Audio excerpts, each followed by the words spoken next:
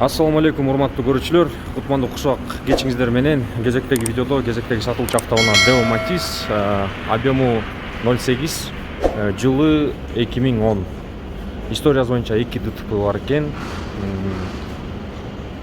Могу жери кызыл менен белгилениптир, бирок өзүнүн эле родной крылосу алмашылган эмес. Анан кийин тетиги оң жак эшиги чийилиптир, ал жак сары менен белгилениптир. Бир сыйра по кузову көргөзөйүн, машинанын салонун көргөзөм. Несин жазыш керек машинанын? Машинанын несин жазыш керек? Тормоздун биртке ремонт кыласыңар дейт, кичине слабыйраак кармап атат дейт. Калган электричество, кузову нормальный дейт. Машинанын бир сыйра сыртын көргөздүм, эми салонун көргөзөйүн. Ушул адатта салон ичи ушундай, арт жагында бешчилер бар экен. Рабочий машина. Чисто рабочий машина. Пробеги, по традиции пробегин көрүп коелу.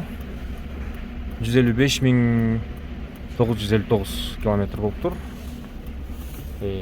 Онда магнитола турат, AUX бар. Коробка механика. Базаны айта кетейин, базы 140 000 дейт, бирок сүйлөшсөк болот, түшүп берем дейт. Видеонун описаниясында номерге чалып, байланышып машинаны көрсөңөр болот.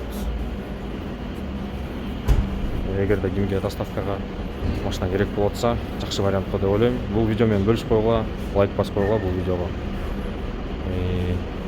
Биздин каналда реклама бекер, азыр акция жүрүп атат. Машинаңарды алып келип тарттырсаңар болот. Экранга номерим жазып коюм, ошол номерге чалып жазып сүйлөшсөңөр болот.